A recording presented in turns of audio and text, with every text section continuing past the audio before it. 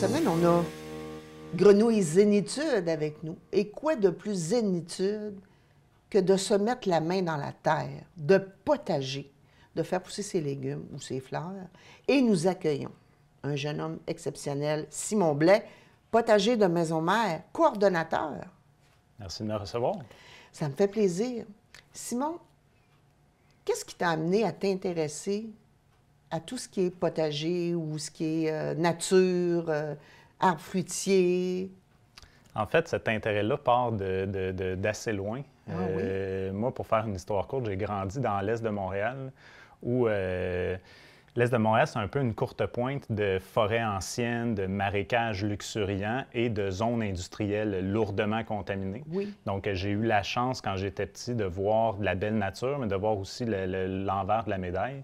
Donc, assez jeune, j'ai développé une attirance pour la beauté de la nature, pour les jardins qu'il y avait dans les cours, les Italiens à Montréal avec les figuiers, tout ça. C'est que j'ai pas mal toujours aimé ça. Puis je me suis naturellement enligné dans ce type de métier-là dans ma vie professionnelle par la suite en horticulture, en arboriculture, puis maintenant en gestion de projet.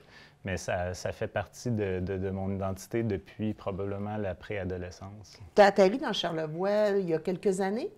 Oui, je suis arrivé pour faire un stage justement en arboriculture en 2010. Ça fait déjà une quinzaine d'années que je suis installé dans Charlevoix. J'ai construit ma maison, fondé ma famille et tout ça. Donc, je suis maintenant un Charlevoisien bien profond. Les racines sont bien dans la terre. Absolument.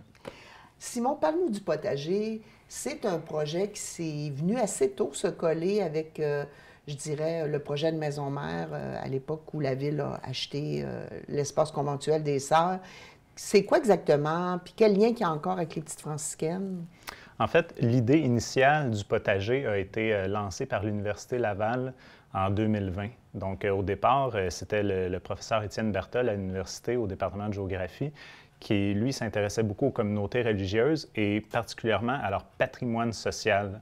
Donc, il y a eu comme idée de faire un laboratoire vivant qui est une infrastructure de recherche in situ pour essayer de voir de nos jours comment se traduit l'héritage social des petites franciscaines de Marie qui, à l'époque, sur les terrains ici, faisaient de la valorisation personnelle de personnes qui avaient des déficiences intellectuelles, faisaient de l'éducation, faisaient des soins de santé holistique par le travail au champ et tout ça, puis ils cultivaient évidemment des grands terrains.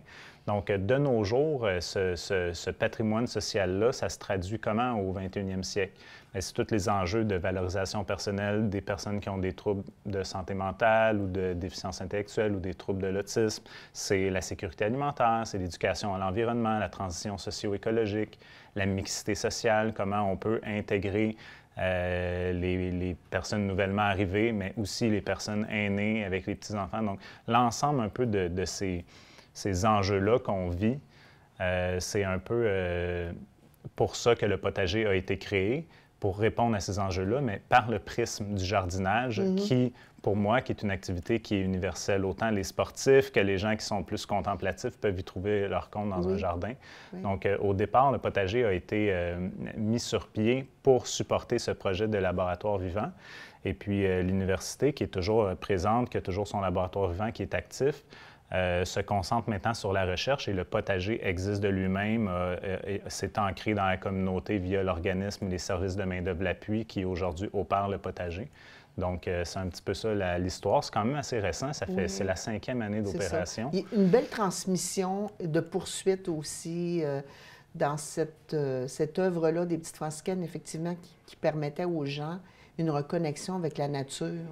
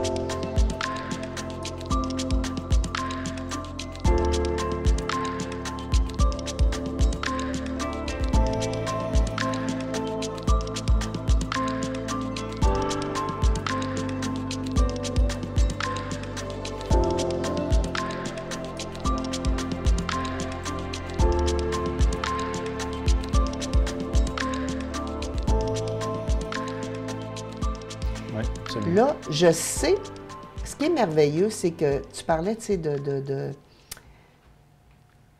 de pouvoir avoir une certaine autonomie au niveau, tu sais, de l'alimentation. Puis ça prend pas un grand espace pour pouvoir avoir, tu sais, une certaine autonomie au niveau des légumes, surtout. Et je pense que tu viens nous annoncer un scoop, n'est-ce pas? Ou je te tire les verres du nez un peu? Il y aura beaucoup de scoops cette année au potager. Oui. C'est la bonne nouvelle dans tout ça, mais effectivement, le jardin grandit et avec sa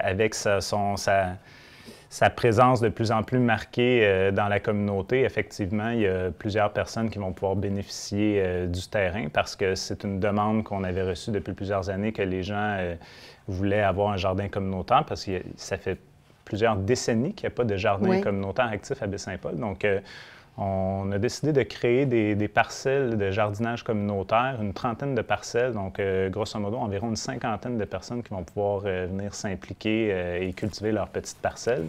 C'est sûr que quand on parle d'autonomie alimentaire, dans une année complète, une famille va manger quand même beaucoup de légumes et puis être en autarcie, donc produire 100 des légumes qu'on consomme, c'est quand même un gros travail. Oui, oui, oui. Mais ne serait-ce que pour l'aspect psychologique, le bien-être de cultiver nos légumes, d'avoir accès à un aliment qui est frais, qui est nutritif, qui pousse à proximité, fraîchement cueilli, immédiatement. Juste ça apporte quand même son lot de bienfaits.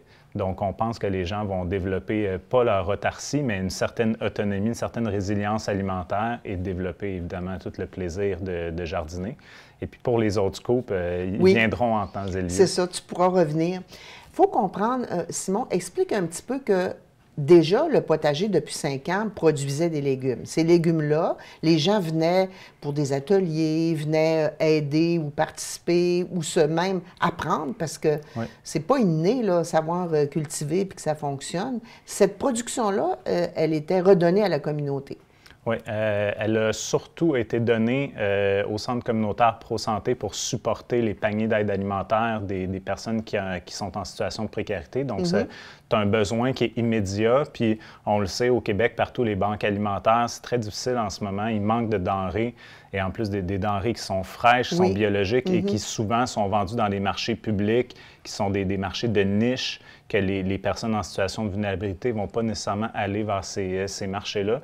Donc, de pouvoir offrir ces légumes-là aux gens qui en avaient le plus de besoin, c'était notre canal premier pour distribuer les légumes. Mais effectivement, il y a toutes sortes d'activités. C'est une trentaine d'activités pendant la saison estivale gratuites, ouverte à la population. Moi, à mon avis, c'est ce qui a suscité aussi la demande. Hein? Les gens venaient parce que vous donnez aussi de l'information, vous aidez les gens à mieux comprendre ou à régler leurs problèmes qu'il y avait peut-être dans leur petit coin de jardin à eux. Mais il y a eu la demande sur les dernières années. Bien, moi, j'aimerais ça, avoir une parcelle ici puis avoir quelqu'un qui peut m'aider ou... Oui, effectivement. Puis on a développé un concept intéressant dans ce jardin communautaire-là, au sens où les gens, ils viennent pas seulement cultiver leur parcelle. On leur offre les outils, on leur offre de l'accompagnement avec notre jardinière, on leur offre des rabais sur certains produits. Donc, ils ont un avantage à participer au jardin. Et en contrepartie, eux doivent nous donner un certain nombre d'heures de bénévolat dans l'année qui vient mettre l'épaule à la roue de la solidarité pour la mission plus sociale du potager. Oui, mais moi, je trouve ça merveilleux, tu sais. C'est toujours de redonner à quelqu'un d'autre, ou, tu sais... puis moi, je trouve que ça crée une belle... ça va créer aussi, à mon avis, parce que je sais qu'il y a des familles qui vont venir avec les enfants. Donc, ça va être important pour eux de voir que, tu sais, tu participes, mais tu redonnes aussi à l'endroit qui t'accueille. Effectivement. Puis les familles, oui. Puis il y a aussi un partenariat qui s'est développé avec le projet communautaire de l'École Forget. Donc, tous les groupes scolaires de l'école vont venir, vont planter des choses et puis vont partir pour l'été. Puis à l'automne, ils vont venir glaner. Ils vont faire des ateliers de transformation avec ces légumes-là et ils vont redonner aussi à la communauté. Donc, la boucle finit toujours par se refermer.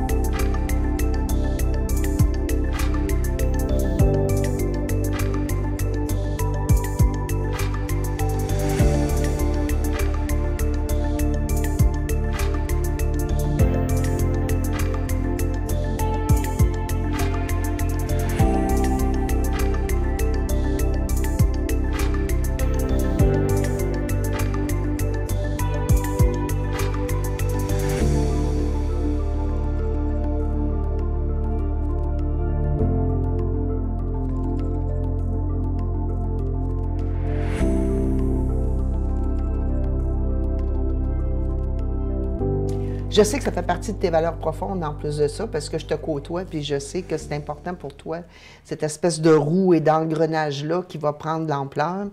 Bon, alors, que peux-tu nous dire au niveau, là, on parle de jardin, c'est-à-dire des fruits, des légumes, mais les fruits. Est-ce qu'il va y avoir quelque chose de spécial qui va tourner autour de ce volet-là? Effectivement, c'est le fun un jardin quand il y a des légumes. Moi, j'adore les fruits. Je viens du domaine de l'arboriculture, donc les pommiers, tous les petits fruits nordiques et tout ça, j'ai beaucoup de plaisir à travailler avec ça. Donc, effectivement, c'est dans les cartons d'implanter des fruitiers. Okay. Mais je ne peux pas vous en dire trop pour l'instant, mais vous allez voir effectivement au-delà du verger centenaire qu'on a la chance d'avoir dans la cour, ça va être bonifié énormément dans les prochains J'ai hâte mois. que tu viennes nous reparler de ça. Alors, en terminant, qu'est-ce qui s'en vient dans les prochaines semaines, là? Parce qu'on est comme, hein, l'été s'en vient, puis là, on a le goût de préparer, notre jardin ou les fleurs. Donc, qu'est-ce qui s'en vient dans les prochaines semaines pour le potager? Dans les prochaines semaines, dans le fond, il y a la programmation estivale qui a déjà commencé. Donc, à tous les dimanches, en même temps que le marché public, il va y avoir des activités jusqu'au mois d'octobre. Okay. C'est une programmation qui est 100% gratuite. Puis, on reçoit des groupes quand même à toutes les semaines. Il y a le Club Bon Cœur à tous les lundis qui vont faire des ateliers de kinésiologie au jardin. C'est gratuit aussi, c'est ouvert à tous. Il va y avoir évidemment beaucoup de gens avec le jardin communautaire qui vont fréquenter le lieu. Donc, ne serait-ce que pour venir profiter de l'espace, venir profiter des fleurs, venir se relaxer dans ce havre qui est la cour de Maisons-Mères, le jardin va être quand même très animé. On est encore tôt en saison, donc on attend que les derniers gels soient passés pour implanter le jardin, mais d'ici quelques semaines, il va commencer à y avoir... Il faut toujours attendre juin, hein, avant de dire qu'on plante directement dans la terre. C'est ça. Il y a des... normalement, c'est la première pleine lune de juin, mais des fois, ça tombe tard au mois de juin, puis on le sait qu'il n'y aura plus de gel. Donc, fin mai, début juin, là... quand on n'est pas dans les montagnes et qu'on est au fond de la vallée, c'est notre signal qu'on est prêt à planter, en surveillant quand même un petit peu les températures. Si jamais ça tombe à 0 degré puis qu'on a sorti nos basilics, il faut faire attention. Bon. Bien, merci beaucoup, Simon Blais, d'être venu nous parler du potager. Je te réinvite quand tu veux à venir nous donner des prochains scoops. Et puis, je nous dis, potageons cet été et allons potager à Maisons-Mères.